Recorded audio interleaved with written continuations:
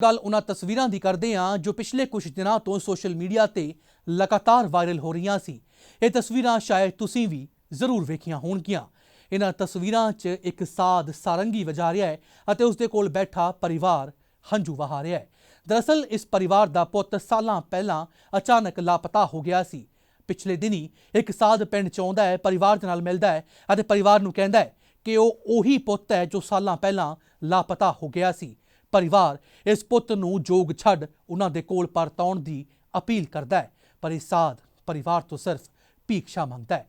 ਇਸ ਮੌਕੇ ਹਾਲਾਤ ਤਸਵੀਰਾਂ ਬੇਹੱਦ ਭਾਵੁਕ ਹੋ ਜਾਂਦੀਆਂ ਨੇ, ਪਰ ਹੁਣ ਇਹਨਾਂ ਤਸਵੀਰਾਂ ਦੇ ਪਿੱਛੇ ਦੀ ਇੱਕ ਅਜਿਹੀ ਸੱਚਾਈ ਨਿਕਲ ਕੇ ਸਾਹਮਣੇ ਆਈ ਹੈ ਜਿਸ ਨੂੰ ਵੇਖ ਤੁਹਾਡਾ ਖੂਨ ਖੌਲ ਉੱਠੇਗਾ। ਤੁਸੀਂ ਦੰਗ ਰਹਿ ਜਾਵੋਗੇ। ਇਹ ਸਵਾਲ ਪੁੱਛਣ ਲਈ ਮਜਬੂਰ ਹੋ ਜਾਵੋਗੇ ਕਿ ਆਖਿਰ ਕੋਈ ਕਿਸੇ ਦੇ ਜਜ਼ਬਾਤਾਂ ਦੇ ਨਾਲ ਅਜਿਹਾ ਖਿਲਵਾੜ ਕਿਵੇਂ ਕਰ ਸਕਦਾ ਹੈ। ਲੋ ਰਿਪੋਰਟ ਵੇਖੋ।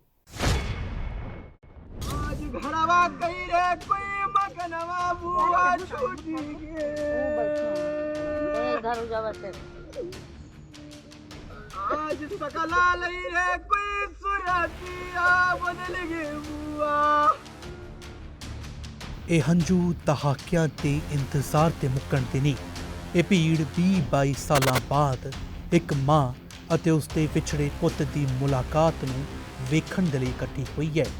ਜੀ ਹਾਂ, ਤਕਰੀਬਨ 20 ਸਾਲ ਪਹਿਲਾਂ ਘਰੋਂ ਗਿਆ ਪੁੱਤ ਜਦੋਂ ਇੱਕ ਸਾਧੂ ਬਣ ਕੇ ਪਿੰਡ ਪਰਤਿਆ ਤਾਂ ਪਰਿਵਾਰ ਦੀਆਂ ਅੱਖਾਂ ਦੇ ਹੰਝੂ ਰੁਕਣ ਦਾ ਨਾਂ ਨਹੀਂ ਲੈ ਰਹੇ ਸਨ। ਇਹ ਤਸਵੀਰਾਂ ਉੱਤਰ ਪ੍ਰਦੇਸ਼ ਦੇ ਅਮੇਠੀ ਦੇ ਪਿੰਡ ਖਰੌਲੀ ਦੀਆਂ ਨੇ ਜੋ ਸੋਸ਼ਲ ਮੀਡੀਆ ਤੇ ਖੂਬ ਵਾਇਰਲ ਹੋ ਰਹੀਆਂ ਨੇ।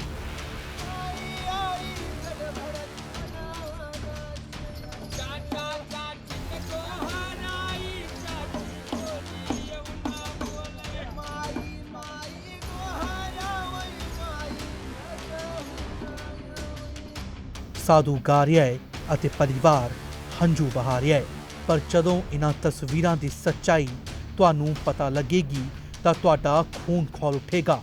ਤੁਸੀਂ ਦੰਗ ਰਹਿ ਜਾਵੋਗੇ। ਇਹ ਕਹਿਣ ਦੇ ਲਈ ਮਜਬੂਰ ਹੋ ਜਾਵੋਗੇ ਕਿ ਆਖਿਰ ਕੋਈ ਇਸ ਹੱਦ ਤੱਕ ਕਿਵੇਂ ਗਿਰ ਸਕਦਾ ਹੈ, ਕਿਵੇਂ ਕਿਸੇ ਦੀ ਲਾਚਾਰੀ ਦਾ, ਕਿਸੇ ਦੀ ਬੇਬਸੀ ਦਾ, ਕਿਸੇ ਦੇ ਜਜ਼ਬਾਤਾਂ ਦਾ ਅਜਿਹਾ ਫਾਇਦਾ ਚੁੱਕਿਆ ਜਾ ਸਕਦਾ ਹੈ। ਦਰਅਸਲ ਪਰਿਵਾਰ ਦਾ ਪੁੱਤ ਤਕਰੀਬਨ 20 ਸਾਲ ਪਹਿਲਾਂ ਲਾਪਤਾ ਹੋ ਗਿਆ ਸੀ। ਪਰਿਵਾਰ ਨੇ ਉਸ ਨੂੰ ਬਹੁਤ ਲੱਭਿਆ ਪਰ ਕੋਈ ਸੁਰਾਗ ਨਹੀਂ ਮਿਲਿਆ। ਪਰਿਵਾਰ ਨੇ ਤਾਂ ਪੁੱਤ ਨੂੰ ਦੁਬਾਰਾ ਵੇਖਣ ਤੱਕ ਦੀ ਉਮੀਦ ਛੱਡ ਦਿੱਤੀ ਸੀ, ਪਰ ਅਚਾਨਕ ਬੀਤੇ ਦਿਨੀ ਇੱਕ ਸਾਧ ਪਿੰਡ 'ਚ ਭਿਕਸ਼ਾ ਮੰਗਣ ਆਇਆ ਜੋ ਖੁਦ ਨੂੰ ਇਸ ਪਰਿਵਾਰ ਦਾ ਗੁਆਚਿਆ ਪੁੱਤ ਇਹਨਾਂ ਦਾ ਪਿੰਟੂ ਦੱਸ ਰਿਹਾ ਸੀ। ਸਰੀਰ ਤੇ ਉਹ ਨਿਸ਼ਾਨ ਤੱਕ ਮੌਜੂਦ ਸਨ ਜੋ ਪਿੰਟੂ ਦੇ ਇਸ ਪਰਿਵਾਰ ਦੇ ਪੁੱਤ ਦੇ ਸਰੀਰ ਤੇ ਸੀ। सन 2002 में शुक्रवार के दिन, फरवरी का महीना था, शाम को 6:30 बजे गायब हुआ था शहादतपुर दिल्ली से। और खजूरी थाने में मैंने इसकी रिपोर्ट दर्ज कराई थी। और फिर मैं 10-12 साल तक ढूंढता रहा इधर उधर, काम धंधा छोड़ के, लेकिन मिला नहीं। फिर उसके बाद मैं शांत हो गया।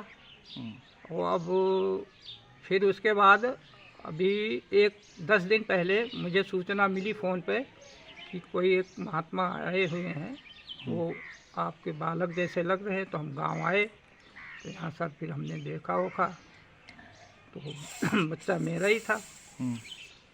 लेकिन फिर 10 दिन रहने के बाद वो शिक्षा लेने के बाद में वापस चला गया। आपने कैसे पहचाना कि आपका बेटा जो? देखिए जी, हमें तो अंदर से अपनी निशान तो बाद में मैंने देखा, लेकिन अंदर उसको आते हुए मैंने दूर से देखा, तभी मेरी आत्मा इतनी वो हो गई कि मैं अपने आप को संभाल नहीं पाया। इसलिए मैं अपने घर पे चला आया। फिर वो हमारे घर पे आया। फिर उसने हमें जो छत से गिर गया था बचपन में, वो निशान भी मुझे अंदर कमरे में ले जाके अकेले में दिखाया। फिर बाहर सारी पब्लिक को दिखाया कि लो देख लो, तुम लोग कह रहे थे कि वो नहीं है, वो नहीं है, निशान दिखाओ, निशान दिखाओ, ये है कि नहीं है। बल्कि मेरे ऊपर जो शर्तें रखी गई थी वहाँ से गुरु महाराज ने जो शर्त रखी थी, 11 लाख रुपए बन रहा था उस हिसाब से। और सर मैं इतना गरीब हूँ कि 11 रुपए नहीं है। किस चीज़ का 11 लाख? वो कहते हैं कि मतलब जितने, जैसे 16,000 साधु थे इनके, तो इन्होंने 3,000 साधुओं में ये जैसे लंगोटी हुई, कुर्ता हुआ, धोती हुई, ये पाए हुए थे, और कमंडल और दक्षिणा तो ये 3,000 इनके यहाँ वहाँ गए हैं, क्या कहते हैं, गोरखपुर। तो वहाँ इनका रजिस्टर चेक हुआ तो ये हुआ कि आपने 3,000 साधुओं में ये लिया है। तो उसका खर्चा शुरू में 360 रुपये पर साधु बताया गया था मुझे।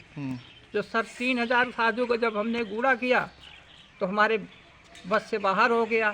तो हमने कहा बेटा ऐसा करो, अपने गुरु महाराज से ऐसा कुछ करो कि मैं नहीं इतना कर पाऊंगा, मेरे बस का नहीं है बेटा, मैं अपना खेत भी बेच दूंगा तो भी नहीं छुड़ा पाऊंगा। फिर सर करते कराते बाद में उन्होंने कहा अच्छा आधा दे देना, 5 लाख 50 लाख 80,000। तो हम कहा हम भी नहीं दे पाएंगे। तो एक फिर मतलब 160 रुपये के हिसाब से बताया पर साधु का खर्चा। फिर मैं वो भी नहीं हुआ जुगाड़, तो फिर 360 पे 3,60,000 रुपये उनको हमें देना है सर। तो अब ये इंतज़ाम मैं किया हूँ। आपको कैसे पता चला कि आपका बेटा यहाँ पे आया? मेरे पति ने बताया, हस्बैंड ने हमारे बताया था। फिर मैं दिल्ली में रहती थी, फिर मैं भागती हुई यहाँ को आई।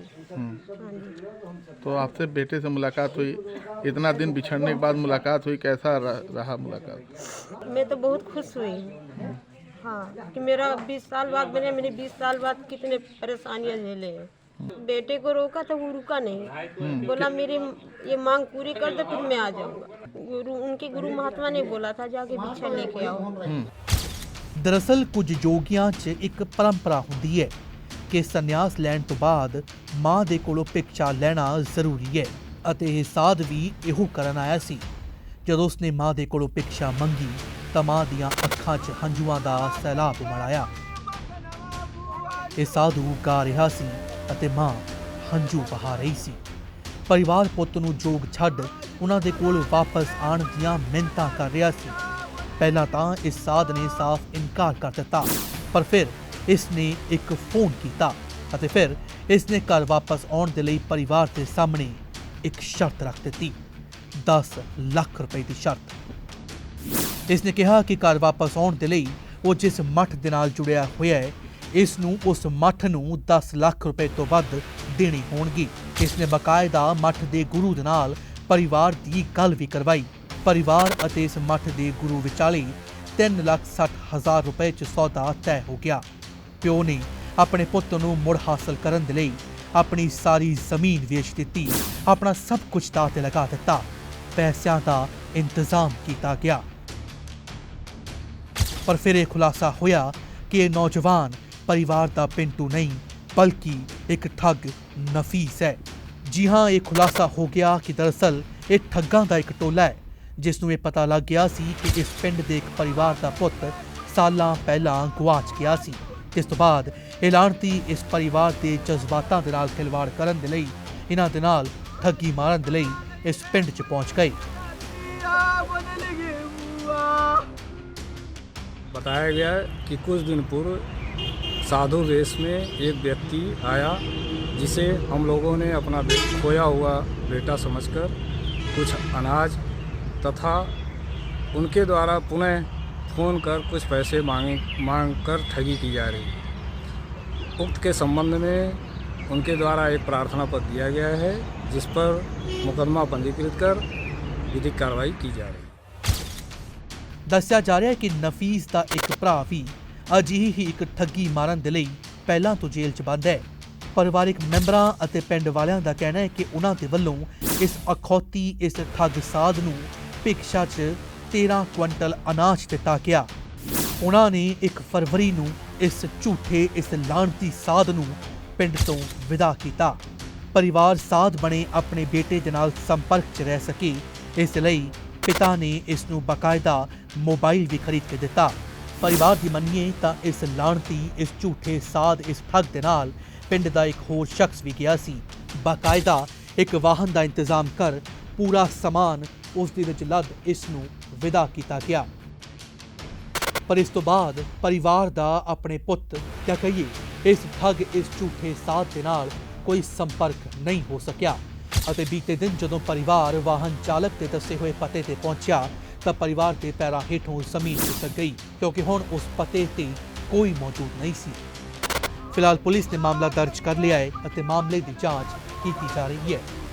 ਜਦੋਂ ਇਹ ਤਸਵੀਰਾਂ ਸੋਸ਼ਲ ਮੀਡੀਆ ਤੇ ਵਾਇਰਲ ਹੋਈਆਂ ਤਾਂ ਇਹਨਾਂ ਤਸਵੀਰਾਂ ਨੂੰ ਵੇਖਣ ਵਾਲਾ ਹਰ ਸ਼ਖਸ ਭਾਵੁਕ ਹੋ ਗਿਆ। ਉਸ ਦੀਆਂ ਅੱਖਾਂ 'ਚ ਹੰਝੂ ਆ ਗਏ ਅਤੇ ਹੁਣ ਜਦੋਂ ਇਹਨਾਂ ਤਸਵੀਰਾਂ ਦੇ ਪਿੱਛੇ ਦੀ ਸੱਚਾਈ ਨਿਕਲ ਕੇ ਸਾਹਮਣੇ ਆਈ ਹੈ ਤਾਂ ਹਰ ਕੋਈ ਇਹਨਾਂ ਠੱਗਾਂ ਨੂੰ ਲਾਹਨਤਾਂ ਪਾ ਰਿਹਾ ਹੈ ਕਿ ਤੁਸੀਂ ਕਿਵੇਂ ਕਿਸੇ ਪਰਿਵਾਰ ਦੇ ਨਾਲ ਅਜਿਹਾ ਮਜ਼ਾਕ ਕਰ ਸਕਦੇ ਹੋ, ਕਿਵੇਂ ਕਿਸੇ ਪਰਿਵਾਰ ਦੇ ਜਜ਼ਬਾਤਾਂ ਦੇ ਨਾਲ ਅਜਿਹਾ ਖਿਲਵਾੜ ਕਰ ਸਕਦੇ ਹੋ। ਫਿਲਹਾਲ ਪੁਲਿਸ ਨੇ ਮਾਮਲਾ ਦਰਜ ਕਰ ਲਿਆ ਹੈ ਅਤੇ ਇਸ ਠੱਗ ਨੂੰ ਲੱਭਣ ਦੀਆਂ ਕੋਸ਼ਿਸ਼ਾਂ ਲਗਾਤਾਰ ਕੀਤੀਆਂ ਜਾ ਰਹੀਆਂ ਨੇ। ਨਾਲ ਹੀ ਇਹ ਅਪੀਲ ਕੀਤੀ ਜਾ ਰਹੀ ਹੈ ਕਿ ਅਜਿਹੇ ਠੱਗਾਂ ਤੋਂ ਸਾਵਧਾਨ ਰਿਹਾ ਜਾਏ, ਭਾਵਨਾਵਾਂ 'ਚ ਵਹਿ ਕੇ ਕੋਈ ਅਜਿਹਾ ਕਦਮ ਨਾ ਚੁੱਕਿਆ ਜਾਏ ਜਿਸ ਦੇ ਬਾਅਦ 'ਚ ਪਛਤਾਣਾ ਪਵੇ। Bureau report ETC news.